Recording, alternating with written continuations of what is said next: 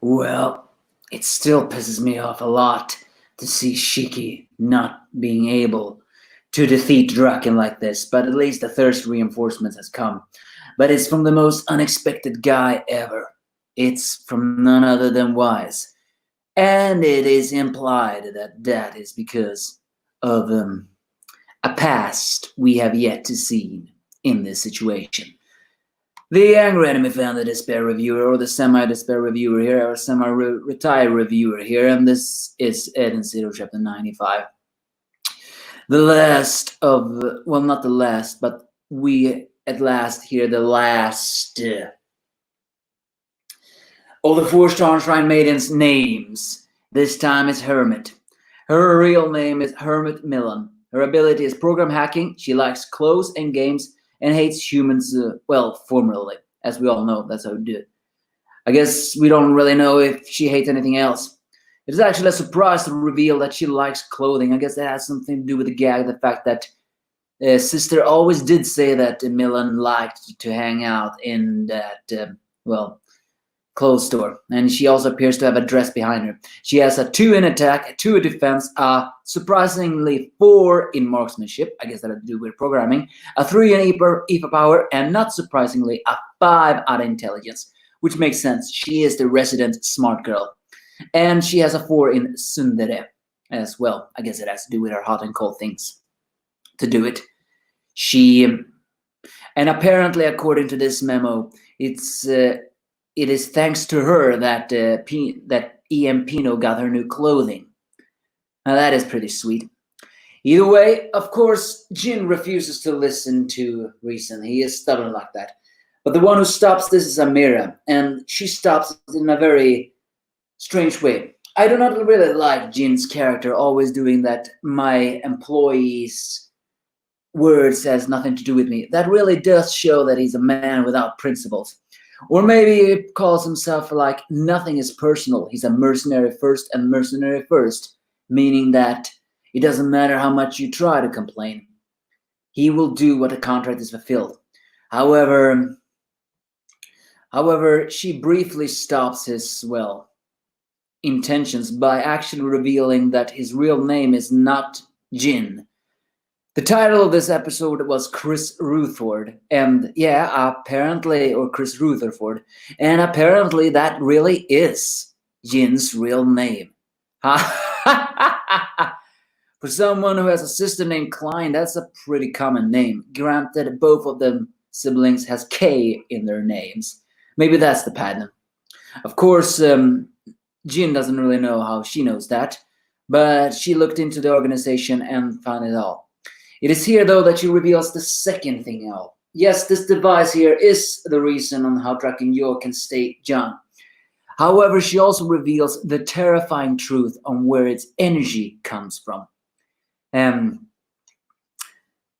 also reveals that this thing has been around since the time of Norma, aka DJ Zombie's time. Because according to Amira, it's a device that has the power to absorb the life force of everyone in the area. From here, it's Belial Gore. Before that, it was Guilds. And now, and even further back, it was a Norma, as we said. Which basically goes hand to hand in the fact that this is the ultimate loan shark. Draken Yor doesn't just pay people.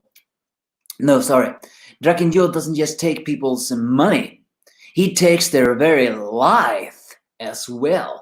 Everything is for him to collect. The ultimate greed indeed. Although it's not exactly explained on how that works, it says that until now there's no telling how many people's lives were stolen to add to Draken Yor's life. Even Jin is surprised by that. Although it's not exactly known if that is even evil has standards or that he actually gets the reveal that will also include his sister. Because as Amira says, she doesn't really understand how it works.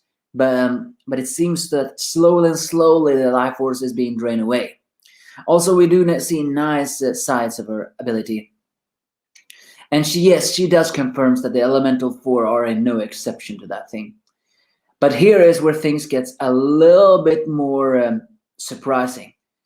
It is Wise who asks What happens to those whose life force gets stolen all the time?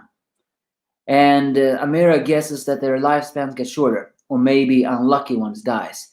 And so Wise shows a surprisingly angerful face and actually runs away.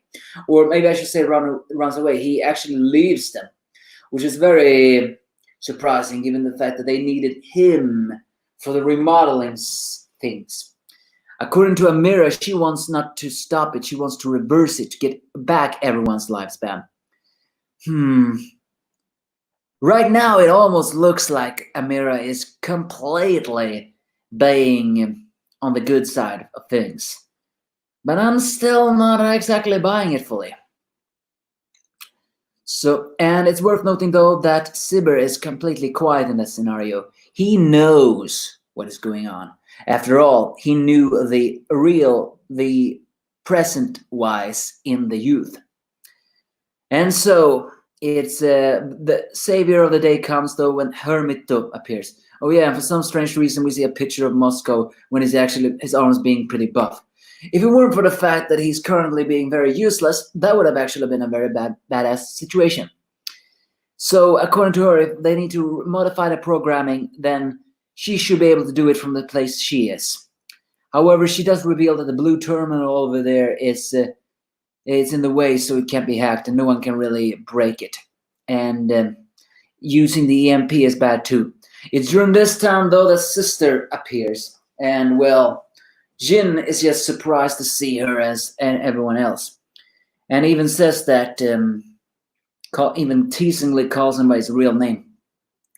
You know, it's kind of funny. Jin always has called Sylph for Cleety because, well, that is her real name. Although she always says that I'm Sylph, but he also had a code name that we know him of as Jin. Wouldn't it be ironic if it turns out that Chris doesn't really want to be called Chris? Either way, she says that I will save Cleany. You have my word, so lend us your strength. And so Chris actually hesitates, saying that as a mercenary, he cannot double-cross his employer, but he swore to protect his sister no matter what. I'd even exchange my life. So yeah, well, there is I still cannot trust Chris Jin. He is too much. He doesn't really have morals. He goes with the typical mercenary logic that you're my employer and I will do anything for you. I don't have to know what you do. I'll just do it because that is, well, what you paid me for. And as a mercenary, he cannot double-cross his employer, but he turns a blind eye to that because his sister, the one creature in the world that he actually cares for, is in danger as well. Therefore, he swore to protect Clean, and he even exchanged his own life. So, well, we need some Chris and Clyde backstory already to see a little bit of the past there. But something tells me we will not see that anytime soon. Then we're back to Drakenjo's fight. And yes, unfortunately, Shiki still hasn't even put a dent on that arrogant asshole. Even though he's saying, I'm going to protect everyone. He even lampshades it. Draken even lampshades it by saying that beating Drakenjo of the Russian says Galactica. You know, the fact that he calls himself a Russian says Galactica, maybe the title of that isn't just something that people give him. Maybe that is something that is... maybe there is an alliance between these Russian says. Otherwise, they wouldn't exactly call themselves, well, you know, it's a title that the rest of the galaxy does. Or maybe it's just a title that they gave each other because they wanted to think. And of course, well, he's powerful. Shiki enters incomplete overdrive, but that is still not enough to even dent Draken, who still mentions this mysterious power of the key to, you're still the key to cat. I have still no idea who that is. I really hoped that was, you know, Rebecca's situation, but we don't really know. He decides to kill, of course, Shiki, as he actually enters his own overdrive, and this is the real overdrive, although it is worth noting that his overdrive, last overdrive we saw, actually fitted very well with his, you know, elemental powers. He basically had all the powers of elements in his body.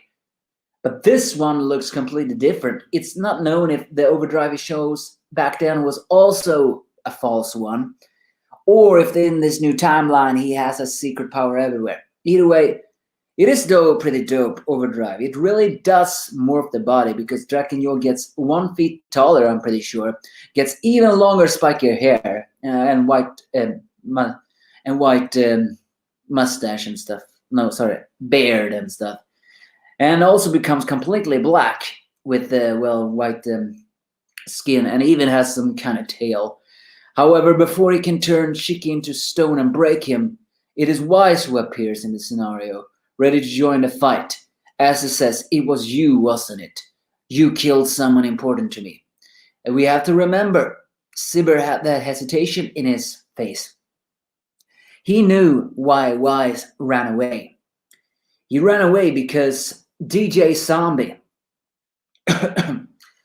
threatened something in Wise's life. Are we now going to get a quick Wise backstory? I mean, I didn't really think we needed it. It's this Wise is different, although there still is the same timeline of growing up. So is it possible that there may be some kind of adopted figure in Wise's life that died early, and Wise put 2 and 2 together, and that is because that adopted figure was threatened because that figure died prematurely because of DJ Zombie's, madness. I mean, it still doesn't explain how old man Wise and old man Sibir has been able to live so long if their lifespan has been sapped. Or maybe it's not their lifespan that's being span. They did say it was life force. So maybe it's energy from the body. And if their energy can handle it, then they just die. So yeah, the only downside of this chapter is, of course, that Shiki can still not defeat Draken. What are you doing to me? Just defeat him already! He really is beginning to get on my nerve. He is too evil. But the ultimate loan shark indeed. My wonder is now who's going to join next. But you give me your thoughts if you have any.